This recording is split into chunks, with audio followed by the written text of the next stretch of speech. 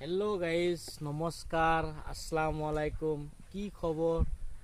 आपनालोकर खबर केने आपनालोकर आशीर्वादत मैं भाले आसो। मैं আজি बको आक्सिया कोर्टर परा देवसर হৈ যোৱা जितु रास्ता और সেই रास्तारे गई थाका अवस्थात हठाৎকে गছৰ তলত অলপ ৰেষ্ট ললো और ৰেষ্ট লোৱাৰ পিছত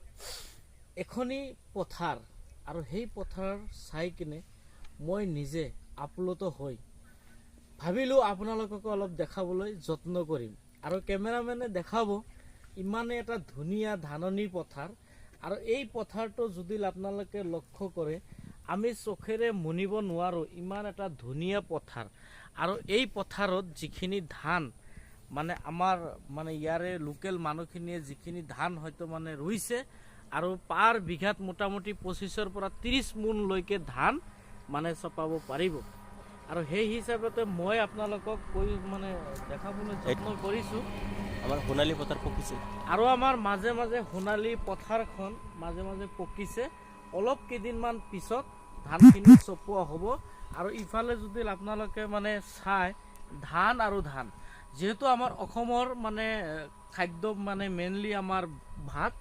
আৰু বিহাৰত যেনেকৈ মানুহ ৰুটি খায় ঠিক আমাৰ অসমত মানুহে